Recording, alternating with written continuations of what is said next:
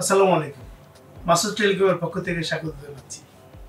আমরা আইফোন ব্যবহারকারী, শুধু আইফোন ব্যবহারকারী না, সকল মোবাইল ব্যবহারকারী আমরা কিন্তু একটু টেনশনে থাকি। আমার সেটটা যদি হারিয়ে যায় বা চুরি হয়ে যায় বা ছিনতাই হয়ে যায়, তাহলে আমরা কিন্তু অনেক বিপাকে পড়ে যাই। যে আমাদের কন্ট্যাক্ট নাম্বার পাই না, আমাদের অনেক সময় গুরুত্বপূর্ণ ডাটা সংরক্ষণ করা থাকে মোবাইলে, অনেক সময় গুরুত্বপূর্ণ ছবি থাকে, সেগুলো আমরা কিছুই পাই না। আইফোন ব্যবহারকারী আমরা যারা আছি তাদেরকে অ্যাপেল এমন একটি সুযোগ করে দিয়েছে যে আমাদের একটি নির্দিষ্ট স্টোরেজ, মোবাইল স্টোরেজ বাদেও 5 GB আইক্লাউড স্টোরেজ করে দিয়েছে। এই 5 GB স্টোরেজ সাধারণত অ্যাপেলের সার্ভারে সংরক্ষিত থাকে। আমি আমার মোবাইলে সেভ করি সেটি অ্যাপেলের সার্ভারে সেভ হয়ে যায়। যখন আমার সেটটি হারিয়ে যায় তখন কিন্তু আমার ওই ডাটাটা পেতে সমস্যা হয় না। তো এটি আইক্লাউড যেমন আমার ডাটা সেভ করে, তেমনই আমার সেটকেও সুরক্ষিত রাখে। কিভাবে? আমার সেটটি যদি হারিয়ে যায়, তাৎক্ষণিকভাবে আমি লোকেশন ফাইন্ড আউট করতে পারি এবং চোর বা আমার সেটটি কোথায় আছে সঙ্গে সঙ্গে আমি জানতে পারি। তো আজকে আমরা জানবো কিভাবে আমরা আমাদের হারিয়ে যাওয়া সেট খুঁজে পাবো বা লোকেশন ট্র্যাক করতে পারবো, আর আইক্লাউডের ব্যবহার কিভাবে আমরা ব্যবহার করব এবং যে 5 GB স্টোরেজ আছে এটি কি ম্যানেজ করে আমাদের প্রয়োজনীয় ডাটা বা প্রয়োজনীয় ছবি বা প্রয়োজনীয় মেসেঞ্জার হিস্ট্রি আমরা কিভাবে সংরক্ষণ করব, সেটিও আমি আজকে আপনাদের দেখাবো। তো চলুন আমরা কম্পিউটারে দেখি কিভাবে আমরা লোকেশন ফাইন্ড আউট করতে পারি আমার হারিয়ে যাওয়া সেট। তো ধরে নেই আমার এই ফোনটা লস্ট, মানে হারিয়ে গেছে। সেক্ষেত্রে আমি ইনফরমেশনগুলো আগে একটু দেখে নেই, তাহলে আমার বুঝতে সুবিধা হবে। যেমন এখানে মাসুদ টেলিকম লেখা আছে এবং আমার এখানে আমার অ্যাপেল আইডি দেওয়া আছে, আইক্লাউড আইডি দেওয়া আছে এবং আইক্লাউড স্টোরেজ দেওয়া আছে 4.9 GB অফ 5 GB ইউজড, মানে 5 GBর মধ্যে 4.9 GB অলরেডি ইউজড। তার মানে এখানে আমার সব কিছু দেওয়া আছে। তো আমরা এটা দেখব। আর আমার এই ফোনের নামটা একটু দেখি।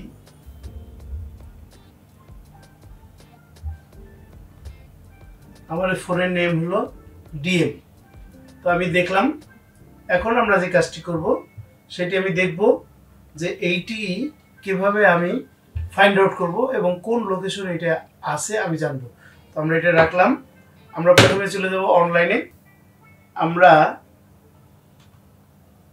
ব্রাউজার ওপেন করলাম, এখানে iCloud.com এ যাই। আমরা এখানে সাইন ইন করব। আমার মোবাইলে যে আইডিটা আছে সেই আইডিটা, অন্য একটা আইডি করলে হবে না কিন্তু।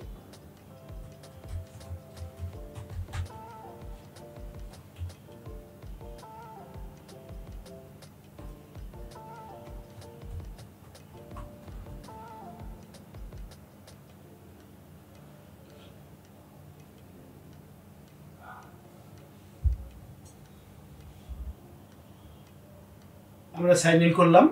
সাইন ইন করার পরে আমার আরেকটা উইন্ডো ওপেন হলো। এখানে আমি যে বিষয়টি দেখছি, এখানে আমার আইক্লাউডের যেই অ্যাকাউন্ট সেটি দেখাচ্ছে এবং এখানে কিছু আইকন দেখাচ্ছে যেগুলি আমি সাধারণত আইক্লাউডে সেভ করব। আমার ফোন মেমোরিতে আমি অলরেডি সিলেক্ট করে রেখেছি যে এইগুলি আমি মেইল, কন্ট্যাক্ট, তারপরে ফটোস, ড্রাইভার, নোটস, এগুলি আমি সেভ করব। তো এই জন্যই এগুলি শো করছে। যদি ওখানে আমি টিক চিহ্ন না দিতাম তাহলে এখানে শো করতো না। এখানে যে বিষয়টি দেখছি ফাইন্ড মাই লেখা আছে, আমি আগেই আমরা সিলেক্ট করে রেখেছিলাম যে ফাইন্ড মাই ফোন অন করা থাকবে। তো এখানে আমি ফাইন্ড মাই যাব। ফাইন্ড মাই যাওয়ার পরে সে লোকেট করছে আমার সেটটা কোথায় আছে। তার আগে সে আমার এখানে দেখছে মাই ডিভাইসে গিয়ে আমার এখানে অনেকগুলি সেট কানেক্ট করা আছে, সবগুলি অফলাইনে। এগুলি এখন আমি আর ইউজ করি না, এগুলি সবই প্রায় অফলাইনে আছে। তো এই ডিএমটা আপনার এটা দেখলে বোঝা যায় যে এটি অনলাইনে আছে। তো আমি এইটি খুঁজতেছি, ডিএম লেখা। তো এখানে আমার লোকেশন ফাইন্ড করলো। আমি এখন গুলিস্তান শপিং কমপ্লেক্সে আছি। তো আমার গুলিস্তান শপিং কমপ্লেক্সের লোকেশন ফাইন্ড আউট করলো এবং আমার এখানে বাম সাইডে একটি অপশন আছে। আমার মোবাইলে কত পার্সেন্ট চার্জ আছে এখানে কিন্তু তাও দেখা যাচ্ছে 25% চার্জ আছে, তার মানে চার্জ অনেক কম আছে। আমার যত দ্রুত সম্ভব এটিকে ফাইন্ড আউট করতে হবে, লোকেশন ট্র্যাক করতে হবে, কারণ এটি যদি চার্জ শেষ হয়ে যায় তাহলে আমি আর এটাকে নাও খুঁজে পেতে পারি। তো এখানে প্রথমে আমি চেক করার জন্য প্লে সাউন্ডে ক্লিক করব। প্লে সাউন্ডে ক্লিক করলে আমার এই মোবাইলে রিং বাজতে থাকবে, আমার এই মোবাইলে রিং বাজতেছে, তার মানে নিশ্চিত হলাম যে এই মোবাইলটা এইটা। আমরা এখন অফ করে দেব।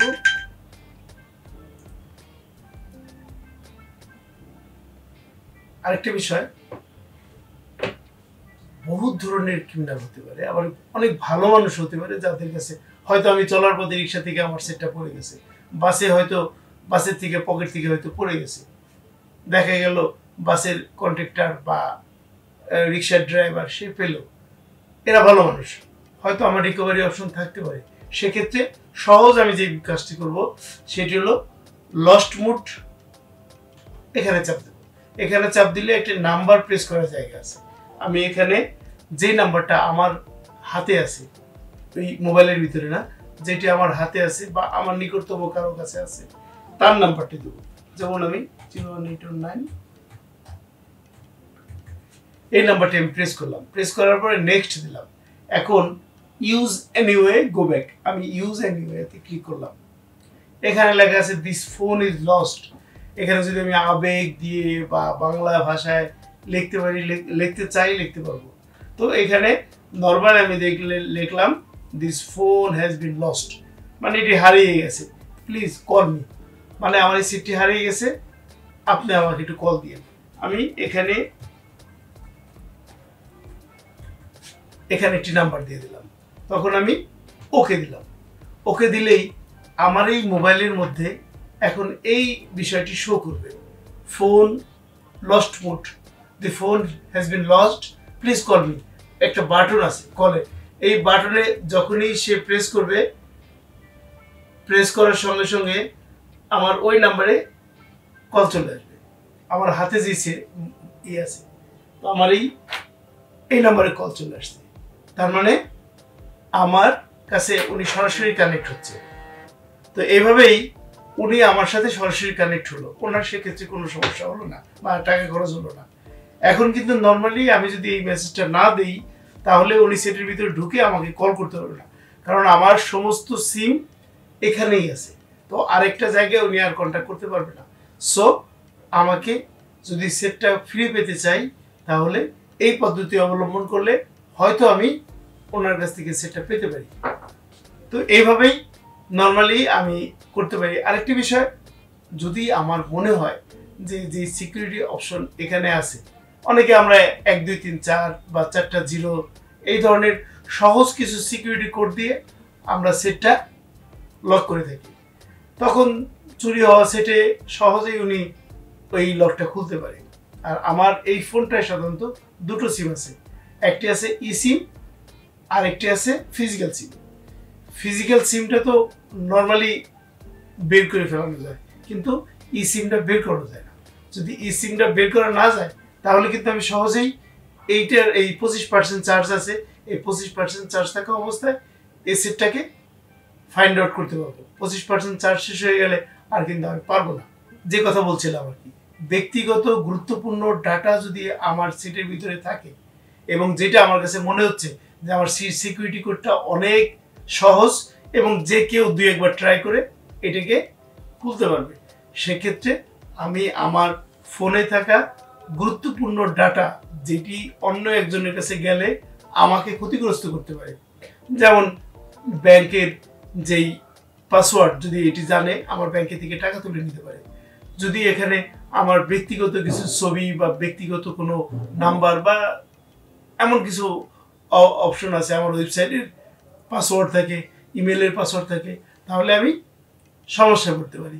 সেক্ষেত্রে আমি যদি মনে করি যে এই ধরনের আর যদি সেটটা পাওয়ার সম্ভাবনা না থাকে তাহলে আমি নর্মালি ইরেজ করে দিতে পারি, আমি সেটটা ইরেজ ফোন করে দিতে পারি।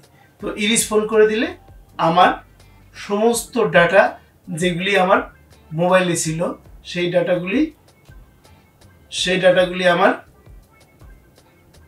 চলে যাবে এবং ওই ভদ্রলোক সেটটার কোনো ইনফরমেশন রিড করতে পারবে না। তো এইভাবেই আমি সেভে চলে যেতে পারি যে আমার সেটটি হারালো, কিন্তু আমার অনেক বড় তথ্য ভান্ডার ছিল, সেই তথ্য ভান্ডারটা ওনার কাছে গেল না, বা ব্যাংকের কোনো ইনফরমেশন বা ব্যাংকের কোনো টাকা আমার এই ফোনের থেকে জালিয়াতি হলো না। তো এইভাবে আমি সেভ হতে পারি। এখন আমি দ্বিতীয় অংশে আপনাকে যে কথা বলছিলাম, তো আমরা তো সেটটা উদ্ধার করলাম বা সেটটা পেলাম বা সেটটা কিভাবে পেতে পারি সে বিষয়ে জানলাম। এখন আমরা জানবো এই যে 5 জিবি স্টোরেজ অ্যাপেল আমাদেরকে আইক্লাউডে দিয়েছে, এই স্টোরেজ কিন্তু আমার বা আপনার বা সবার জন্য অপ্রতুল, অনেক কম। যদি আমাদের মনে হয় যে অপ্রতুল বা কম, সেক্ষেত্রে আমাদের ওদের কাছ থেকে পারচেস করতে হবে। পারচেস করার বিভিন্ন ধরনের প্যাকেজ আছে, 50 জিবি স্টোরেজ বা 200 জিবি স্টোরেজ বা 2 টিবি স্টোরেজ, বিভিন্ন ধরনের আকৃতিতে পাওয়া যায় এই স্টোরেজটা। এগুলো কিনতে গেলে আমাদেরকে অনেক টাকা খরচ করতে হয়, প্রত্যেক মাসে মাসে পেমেন্ট করতে হয়, এবং এটি যদি আমি আর পেমেন্ট না করি সেক্ষেত্রে আমার অ্যাকাউন্টে যা আছে সবই অরক্ষিত হয়ে যায়।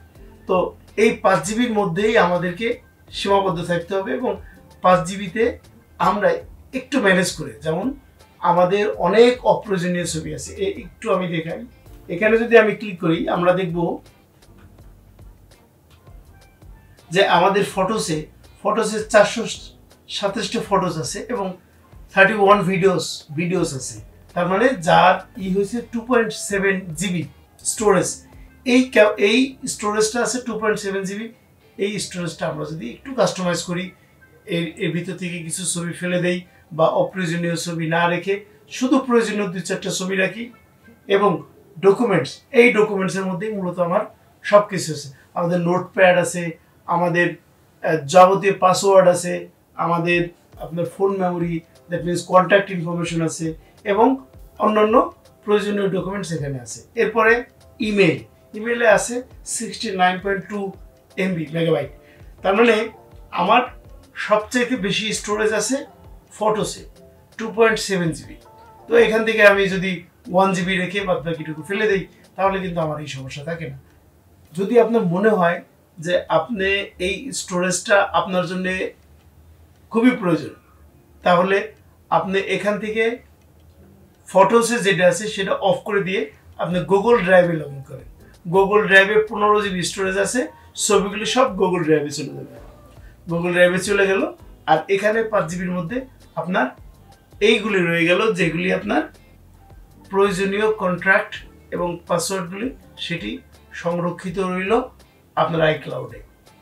এরপরেও যদি মনে হয় যে আইক্লাউডেই রাখা দরকার, তাহলে কোনো সমস্যা নেই, আপনার একটি ফোন দিয়ে 3 থেকে 4টি আইক্লাউড অ্যাকাউন্ট করতে পারবেন।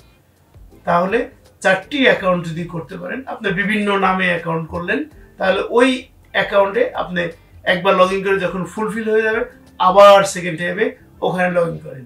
ওখান থেকে আবার নতুন করে লগ ইন করলে আপনার এখানে আবার 5 জিবি স্টোরেজ পাইলেন, আগে 5 জিবি পাইছেন, আবার 5 জিবি পেলেন, মানে 3টা ওয়েতে আপনি এই স্টোরেজ রাখতে পারলেন। তো এইভাবেই আপনি আপনার এই স্পেসটাকে আপনি ম্যানেজ করে ইউজ করতে পারেন। আমার মনে হয় যে এটাও পদ্ধতি খারাপ না, যদি আপনার মনে হয় যে এটাও আপনি সহজে এবং নির্বিঘ্নে, এবং সবসময় মনে রাখবেন যে আপনার আইডিটা এবং পাসওয়ার্ডটা যেন অবশ্যই সংরক্ষিত থাকে এবং নিরাপদে থাকে, কারো হাতে যেন না থাকে, যেন কেউ দেখে এটাকে আপনার হ্যাক করতে না পারে। মূলত আমাদের কিন্তু যে সমস্যায় পড়ি সেটা হলো আমাদের যেই পাসওয়ার্ডগুলি সেগুলি আমরা মনে রাখতে পারি না, বা পাসওয়ার্ডগুলি অরক্ষিত অবস্থায় থাকে, যেখান থেকে আমাদের খুবই পরিচিত নিকটতম কেউ এটাকে হয়তো তার প্রয়োজনের জন্য সে হ্যাক করে নিয়ে যায়। তো এই ঝামেলা এড়ানোর জন্য অবশ্যই আপনি এমন করে এটিকে সেভ করে রাখবেন বা মনে রাখবেন যেন আপনার সবসময় নখদর্পণে থাকে এবং নিরাপদে থাকে। তো আজকে এ পর্যন্তই। আশা করি এই ভিডিওটি আপনাদের ভালো লাগবে এবং কাজে আসবে। তো আমরা চেষ্টা করব আপনাদেরকে আপনার যে ব্যবহৃত ফোনটি যেন যথাযথভাবে ব্যবহার করতে পারেন, প্রত্যেকটা মেনু এবং প্রত্যেকটা অপশন আপনি যেন নিশ্চিন্তে এবং সঠিকভাবে ব্যবহার করতে পারেন। তো ভালো থাকবেন সবাই, আজকে পর্যন্ত, খুদা হাফেজ।